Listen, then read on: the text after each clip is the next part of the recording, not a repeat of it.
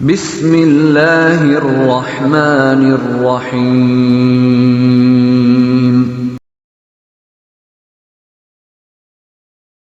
السلام علیکم ورحمۃ اللہ وبرکاتہ۔ الحمد للہ وکفی وسلام علی عباده الذین اصطفی، اما بعد۔ قال النبی صلی اللہ علیہ وسلم: خیرکم من تعلم القرآن وعلمہ۔ ناظرین کرام، برادران اسلام، کل کے درس میں قرآن مجید کے فضائل اور اس کے برکات کے حوالے سے گفتگو کی گئی تھی۔ آج بھی اسی تعلق سے گفتگو کا ارادہ ہے۔ اللہ رب العالمین سے دعا ہے کہ مولا مجھے قرآن مجید کے فضائل و برکات بیان کرنے کی توفیق عطا فرمائے اور ہم سب کو قرآن مجید کے فضائل و برکات سے بہرہور فرمائے۔ اللہ کے نبی جناب محمد رسول اللہ صلی اللہ علیہ وسلم کا ارشاد گرامی ہے، بخاری کی روایت ہے کہ خیرکم من تعلم القرآن وعلمہ۔ تم میں بہتر وہ شخص ہے جو قرآن پڑھے اور پڑھائے، جو قرآن سیکھے اور سکھائے۔ حضرت عبداللہ بن مسعود رضی اللہ تعالی عنہ سے مروی ہے کہ اللہ کے رسول صلی اللہ علیہ وسلم نے فرمایا کہ جس آدمی نے اللہ کی کتاب کا ایک حرف پڑھا تو اس کے بدلے اسے ایک حسنہ دیا جائے گا، اسے ایک حسنہ ملے گا، اور ہر حسنہ یہ 10 گنا تک بڑھائی جائے گی۔ اللہ کے نبی صلی اللہ علیہ وسلم نے فرمایا کہ میرا یہ مطلب نہیں ہے کہ الف لام میم ایک حرف ہے، بلکہ الف ایک حرف ہے، لام ایک حرف ہے اور میم علیحدہ حرف ہے۔ اللہ کے نبی صلی اللہ علیہ وسلم کی اس حدیث سے معلوم ہوا کہ قرآن مجید کی تلاوت کا بہت زیادہ ثواب ہے۔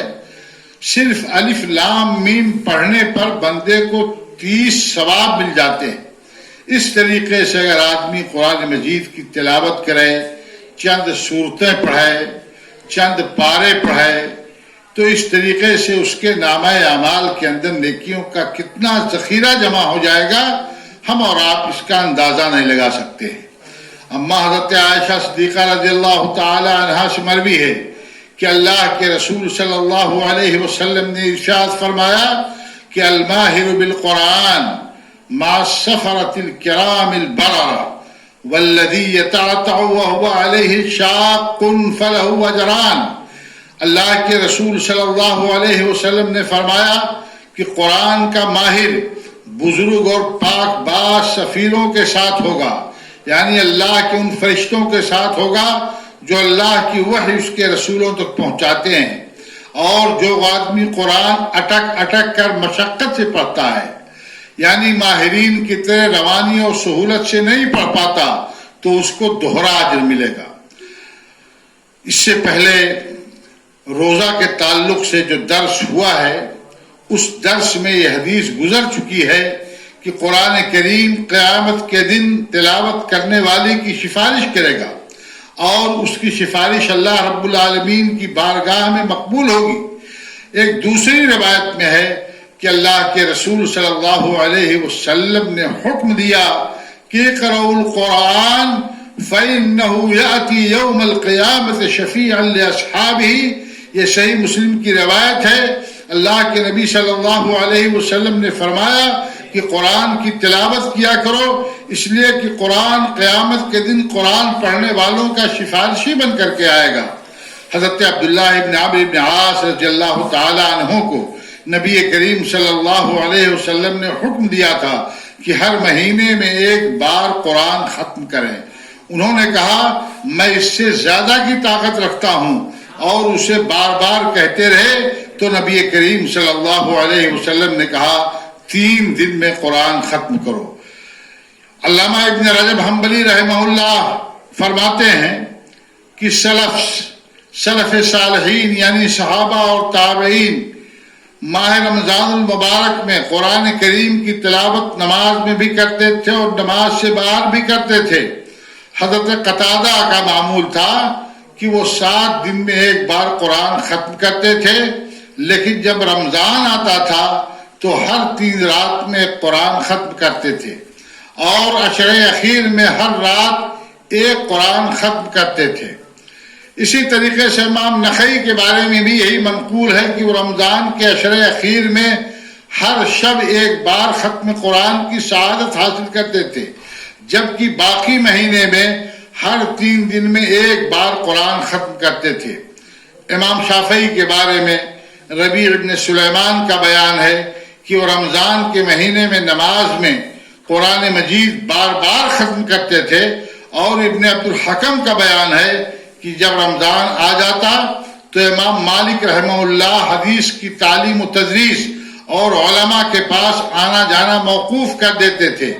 نیز امام عبد الرزاق کا بیان ہے کہ رمضان آنے پر امام سفیان ثوری رحمہ اللہ تمام تر نفلی عبادات چھوڑ کر تلاوت قرآن میں مشغول ہو جایا کرتے تھے۔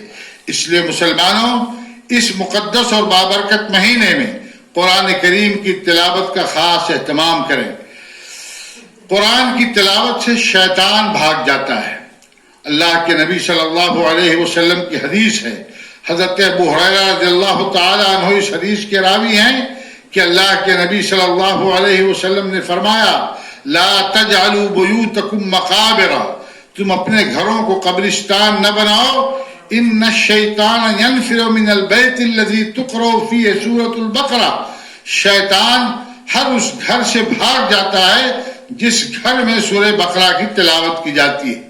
اسی طریقے سے اللہ کے نبی صلی اللہ علیہ وسلم نے فرمایا کہ قرآن مجید کی تلاوت سے رحمت باری کا نزول ہوتا ہے۔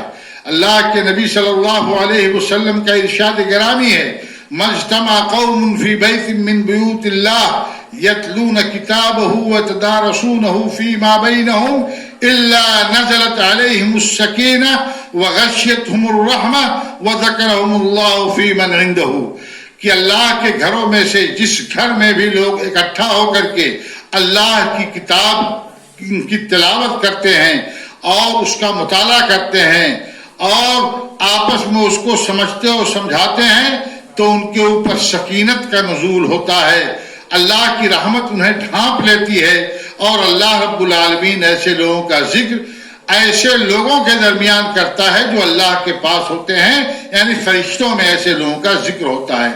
حضرت براء ابن عازب رضی اللہ تعالی عنہ کا بیان ہے کہ ایک شخص رات میں سورہ کہف کی تلاوت کر رہا تھا۔ اللہ کے نبی جناب محمد رسول اللہ صلی اللہ علیہ وسلم کی ہدایت کے مطابق وہ رات میں سورہ کہف کی تلاوت کر رہے تھے۔ ان کے پاس ان کا گھوڑا 2 رسیوں سے بندھا ہوا تھا۔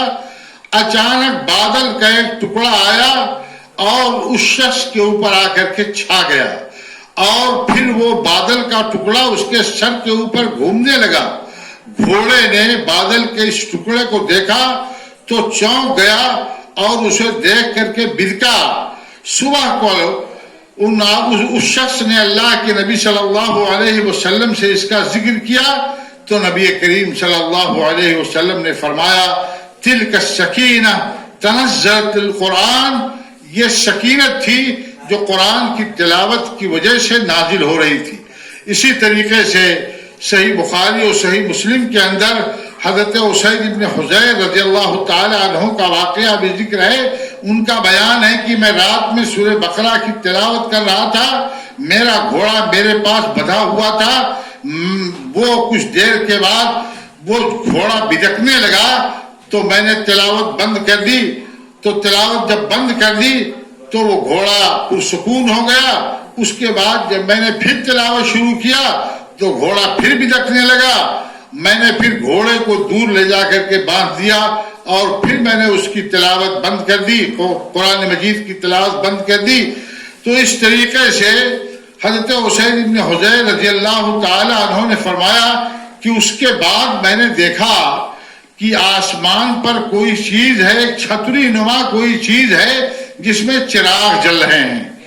پھر وہ چیز میرے قرآن کے تلاوت کے بند ہونے کے بعد اوپر اٹھتی چلی گئی، آسمان کی طرف بلند ہوتی چلی گئی اور بلندی میں جا کر کے غائب ہو گئی۔ صبح اللہ کے نبی صلی اللہ علیہ وسلم سے انہوں نے اس کا ذکر کیا تو اللہ کے نبی صلی اللہ علیہ وسلم نے فرمایا تلک الملائکہ دنت لصوتک، یہ فرشتے تھے جو تمہارے تلاوت قرآن کی آواز سن کر کے تم سے قریب آ گئے تھے. لو قرأت لاصبحت ينظر الناس الیہا، اگر تم صبح تک قرآن مجید کی تلاوت کرتے رہتے تو صبح لوگ دیکھتے، ان فرشتوں کو صبح لوگ دیکھ لیتے، ان کا دیدار کر لیتے.